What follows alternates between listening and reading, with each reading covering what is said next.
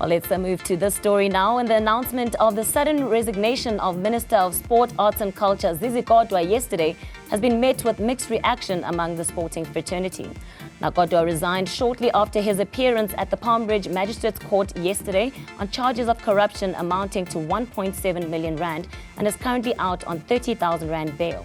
Now, with just over 50 days to go until the Paris 2024 Olympic Games and various national teams competing in the ICC Cricket World Cup, the FIFA 2026 World Cup Qualifiers and other major sporting events, should teams, federations and athletes be concerned about the possible implications of the minister's resignation? And what is the general sentiment across the sporting fraternity? Well, joining me to share this latest development is award-winning journalist and sports editor, Batho-Bareng BBK Kortjaas. BBK, thank you so much for making time for us here on the AM Report. Let's talk through the reactions. Of course, a very busy day in the newsroom yesterday in terms of the news coming in of the resignation of the minister. What did you make of it, and what's the general sentiment around the sporting fraternity with the news? Good morning to you and good morning to your viewers as well.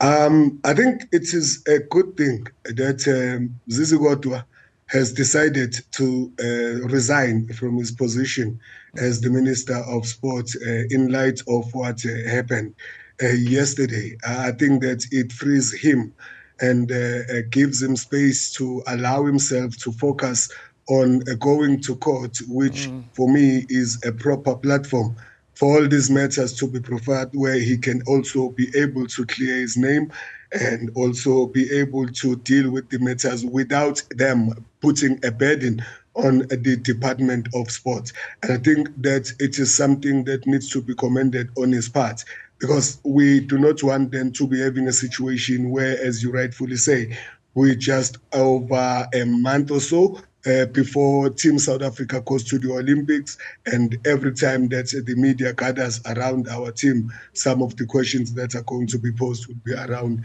what would have happened with the Minister of Sports. So for him to step away and deal with these matters and focus on them, it frees the Department of Sports from any negativity that might be accrued from.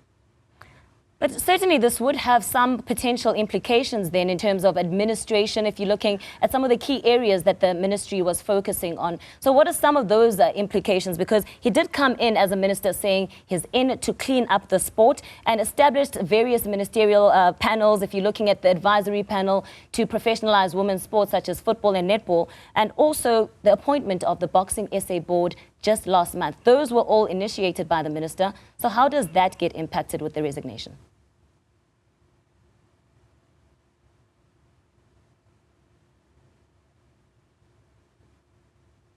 Well, I think we might have lost BBK there. Perhaps we'll try to re-establish the connection. BBK, I think you've returned. The question was, how does it impact some of the ministerial panels that the minister had set up, and specifically the appointment of that BSA board last month, which we know is still a contentious issue? How do those get affected now with the news of the resignation? I think they shouldn't be. They shouldn't be very affected, because we have a situation where ministers have got deputy ministers. I would want to believe that the former minister, as it is right now, would have been working in tandem with his deputy, and I think that everybody would have been on the same page in terms of what activities or responsibilities the department was partaking in. So in this instance, I think that it will be a question of the deputy minister stepping up to the plate and making sure that that which had been going on prior to yesterday's events continues and does not necessarily have any negative bearing on the department and things like that. Well, of course, it might be a bit of a concern, despite the fact that the corruption allegations have nothing to do with his role in the ministry. Might be a bit of a concern, though, if you're looking at some of the cash-strapped federations and some complaints that have come in terms of financial mismanagement and allocation of funds going to certain places. What do you make of the optics around the resignation, perhaps amongst the sporting fraternity? I think that we must be clear about the fact that there are sporting federations that exist, and the minister is not directly involved in day-to-day of those various organizations. mainly from SASCOC and be SARU or SAFA in terms of the other sporting codes. We need to be able to have a situation where these people are able to perform their duties and make sure that if there are any allegations of maladministration, mismanagement of funds and those things, they are able to deal with them.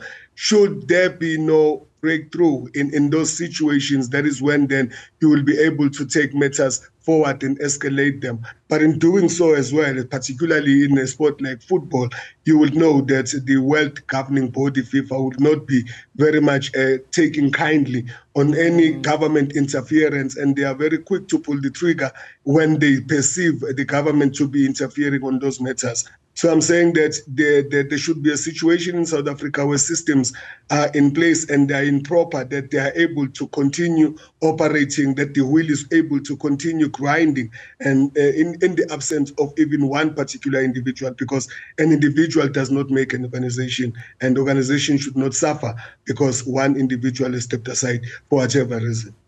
And you make quite a valid point there in terms of political interference in sport, and perhaps that's why it was so important for this to be taken aside. But I want to move you away just slightly, because we are going to be having another conversation a bit later on around MT Sport and Mamelodi Sundowns and that matter that we saw unfolding in the High Court a bit earlier this week. Your thoughts just quickly then on that and what we've heard so far.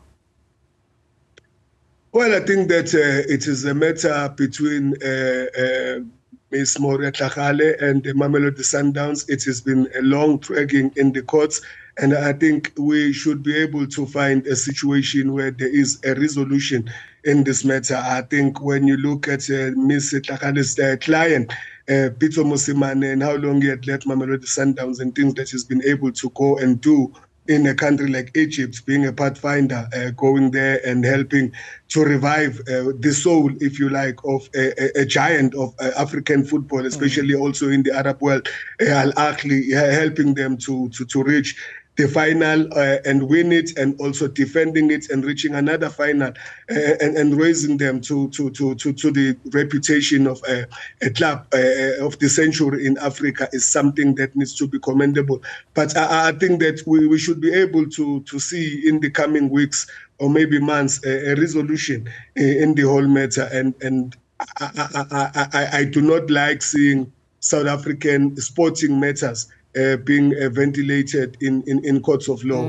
Hopefully one will be able to see the two parties finding each other. The fact that they've taken themselves to courts says that there is something serious either one of them is feeling aggrieved about. But I think that for sanity to prevail, that there has to be a closure to the matter itself.